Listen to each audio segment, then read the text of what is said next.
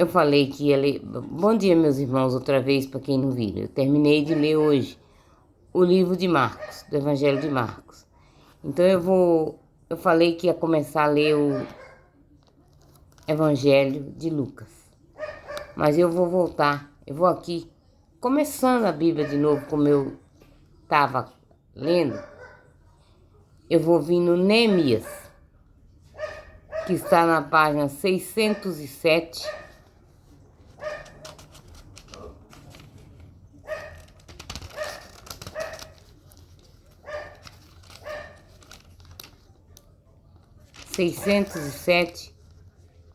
Que fala quando ele vai reconstruir as muralhas, o Neemias.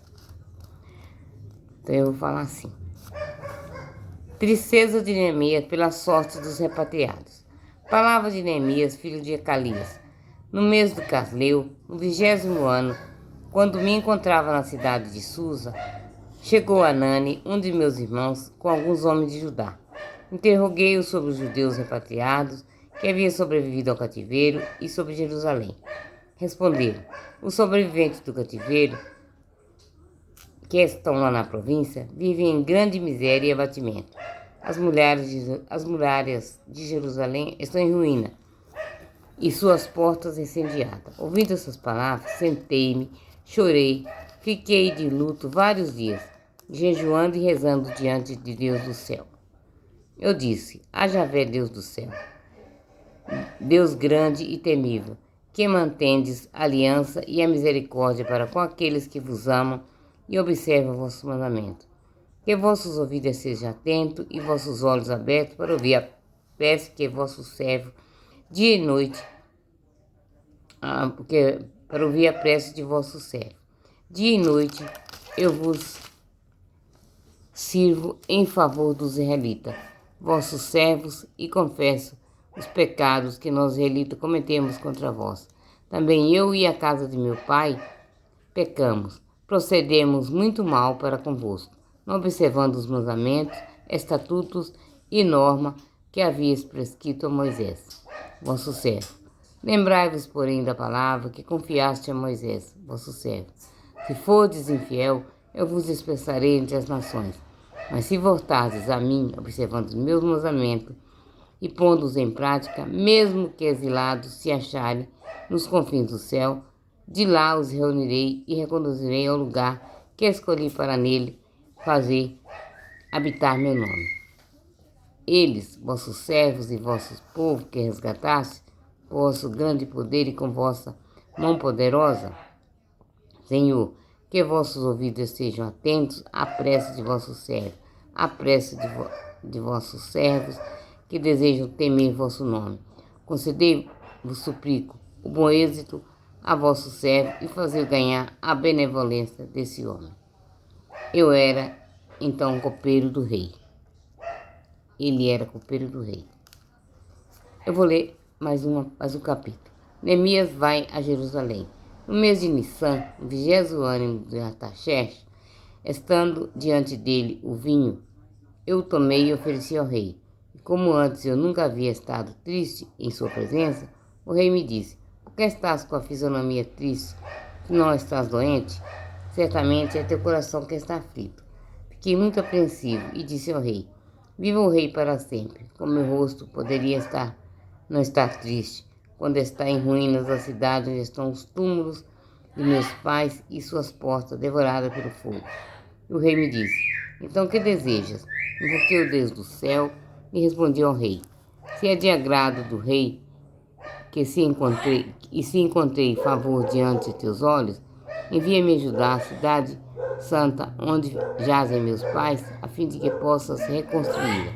O rei perguntou-me: estando a rainha sentada a seu lado, até quando duraria esta viagem? Quando voltarás? Aprove ao rei enviar-me e marquei-lhe um prazo. Eu disse ainda ao rei: se parecer bem ao rei, sejam-me dadas cartas para o governador da região de Além-Rio, a fim de que me deixarem passar e entrar em Judá. E também uma carta para Saf, guarda do Parque Real, para que me forneça madeira de construção para as portas da cidadela do templo, para as muralhas da cidade e para a casa em que vou morar. O rei me deu as cartas, pois a mão benévola de meu Deus estava sobre mim. Fui, pois, ter com os governadores da região do Além-Rio e entreguei-lhes as cartas do rei. O rei mandou uma escolta de oficiais do exército e de cavaleiros para me acompanhar. Quando Sanballat, o Eronita, e Tobias, o funcionário Anonita, foram informados disso, mostraram-se muito aborrecidos pelo fato de ter chegado alguém para trabalhar em benefício dos israelitas. Neemias exorta a reconstruir as muralhas.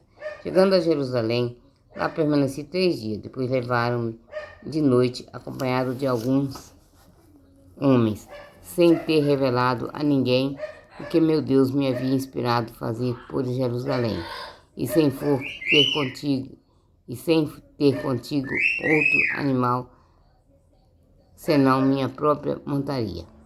Saí, pois, à noite pela porta do vale, dirigi-me à fonte do dragão e depois da porta do esterco.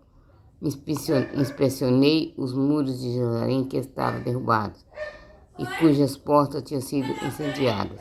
Prossegui meu caminho rumo à porta da fonte e à piscina do rei, e não encontrei mais passagem para o animal que cavalgava. Por isso fui subindo de noite pela torrente, sempre observando as muralhas. Entrei pela porta do vale e voltei para casa. Os magistrados não ficaram sabendo aonde eu tinha ido, nem o que havia feito. Até então nada tinha comunicado aos judeus, nem aos sacerdotes, nem aos nobres, nem aos magistrados, nem aos que ocupavam dos trabalhos. Disse-lhes então: estais vendo a situação miserável que estamos. Jerusalém está destruída e suas portas devoradas pelo fogo. Vinde, reconstruamos os muralhas de Jerusalém e não seremos mais objeto de insulto. Eu lhes expus como a mão benévola de Deus tinha estado sobre mim e as palavras que o rei me havia dirigido. Levantamo-nos, exclamamos e ponhamos mãos à obra, e lançaram-se com o coração a este belo empreendimento. Ao saber disso, Sanballat, o Elonita, Tobias, o funcionário Anonita, e Gozem, o árabe, zombaram de nós e nos olharam com desprezo, dizendo: o que é que estáis fazendo? Uma revolta contra o rei? Mas eu lhes respondi: o Deus do céu nos fará triunfar. Nós somos seus servos, vamos começar a construir. Quanto a vós, não tendes parte, nem direito, nem memória em Jerusalém. Palavra do Senhor. Graças a Deus.